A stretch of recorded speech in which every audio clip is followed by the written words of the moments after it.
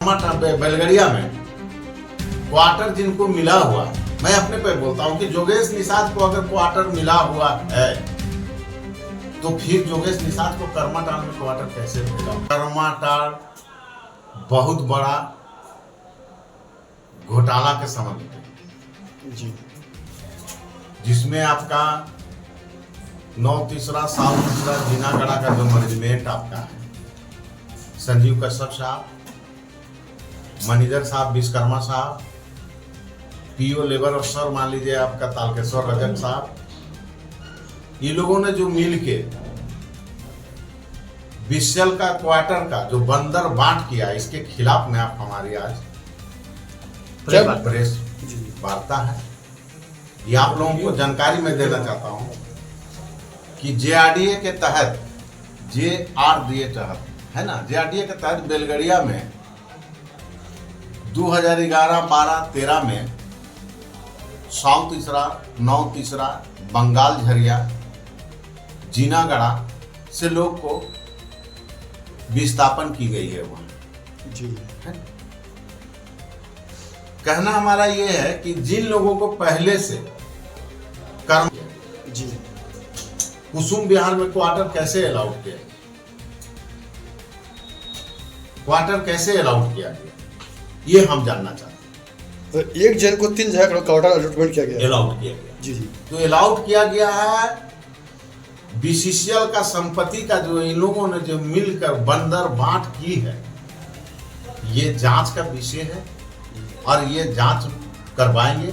अभी हम लोग एक प्रतिनिधि मंडल आपका धनबाद डीसी साहब से हम लोग मिलेंगे और डीसी साहब को अवगत करवाएंगे कि सर ये बहुत बड़ी मामला है, छोटा मामला नहीं है जी। जिनको बेलगड़िया मिला हुआ हो तो सरकार का नीति के तहत पैसा ले लिए आप, क्वार्टर ले लिए और उस क्वार्टर को आप वहां भाड़ा में लगा दिए और एजेंट साहब मानिए कि कश्यप साहब के मिलीभगत से और विश्वकर्मा साहब और आपका रजक साहब के मान लीजिए लेन देन करके मामला, फिर यहाँ क्वार्टर आप अलाउड करा लिए। क्या लेन देन का मामला है सर? मामला लेन देन, पैसा का लेन देन करके ना जी जी। आप आधार कार्ड से आप मान लीजिए कर रहे हैं, वोटर आईडी से मान लीजिए कर रहे हैं, आप हमको वोटर आईडी से क्यों दिए भाई कि जोगेश निषाद का क्वार्टर जो दिया गया करमाटाल उसको वोटर आईडी से अलाउड किया जाए, तो और लोगों का क्यों नहीं भाई, क्यों नहीं अलाउड होगा वोटर आईडी से, आधार से उनका क्यों होगा? इसका मतलब साफ जाहिर होता है कि कहीं न कहीं बहुत बड़ा घोटाला का संकेत है और आप सरकारी संपत्ति का बंदर बांट कर रहे हैं। कश्यप कौन है और विश्वकर्मा कौन है? कश्यप साहब हमारे यहाँ से, कश्यप साहब एजेंट थे है ना, 9/3 7/3 जीनागढ़ा। कश्यप साहब मैनेजर हैं वहाँ।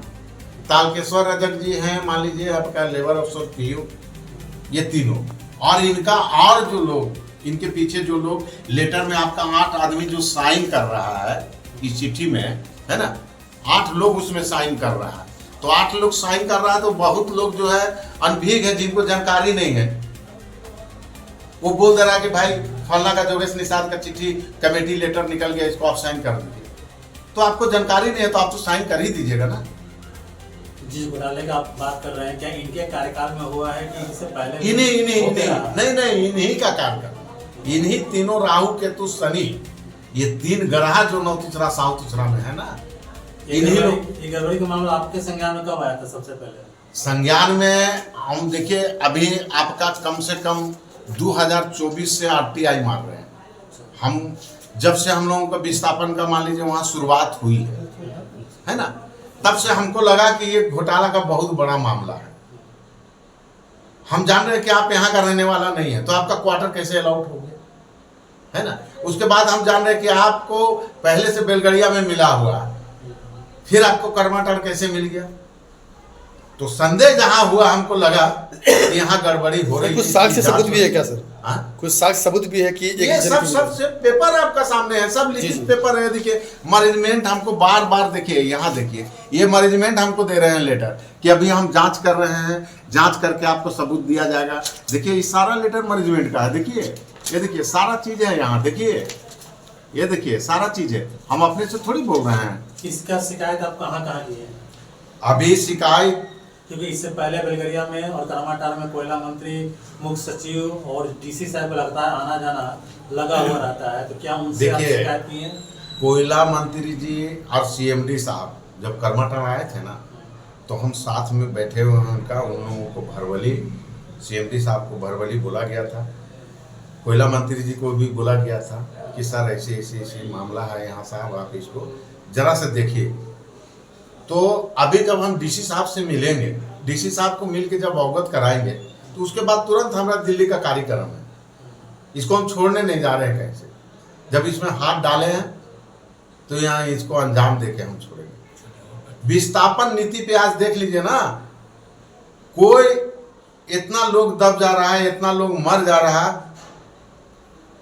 देखिए है ना, सीएमडी साहब है, हम हैं, हमारा एमपी साहब है, डुल्लू महतो साहब है, वो बबलू जी विधायक जी हैं, सारे लोग हैं, रेड्डी साहब हैं। आपको क्या लगता है इसमें किसी का मैनेजमेंट शामिल है कि आउटसोर्सिंग कंपनी के? नहीं, मैनेजमेंट मैनेजमेंट के ही पूरी मिली भगत। ये भी आरोप लगता है कि जो मैनेजमेंट है और जो आउटसोर्सिंग कंपनी के लोग हैं, वो लोग धांधली करके अपने लोगों को यहाँ वहाँ जहाँ तहाँ क्वार्टर को। नहीं, देखिए, जहाँ तक कंपनी का सवाल है, पहले से भी आप देखे होंगे, विस्थापन नीति जो होती है, जो प्रोजेक्ट मान लीजिए चलाने का, जो मान लीजिए अलाउट होता है लोगों को, अवेंटर होता है, तो उनको जगह खाली चाहिए। कंपनी को जगह खाली नहीं दीजिएगा, आप नहीं करिएगा, तो प्रोजेक्ट चलेगा कैसे?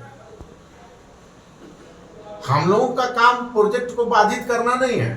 हम लोग जब राजनीति कर रहे हैं, यूनियन करते हैं, तो हम लोगों का काम कोऑपरेट करके ये करना है कि कैसे इसको खाली कराया जाए, कैसे इसका जो सुख सुविधा है उनको मुहैया कराया जाए, है ना, ये काम होता है, तभी तो प्रोजेक्ट चलेगा। मूल मुद्दा है कि एक आदमी को 3 जगह क्वार्टर। हाँ, मैन सवाल हमारा यही है। मैन ये कि एक आदमी को 3 जगह ये क्वार्टर कैसे अलाउड किया गया, इसकी जांच हो, और जांच हो के आप जब लिखे हैं कि जो JRDA में लिए हुआ उस पर हम कार्रवाई करेंगे, तो 10 दिन का मान लीजिए हम समय मैनेजमेंट को दे रहे हैं, नहीं तो 10 दिन का बाद फिर 11वां दिन हम डीसी साहब से पैसे लेन देन का भी आपने आरोप लगाया, इसके बाद ये तो अच्छा, बगैर पैसा का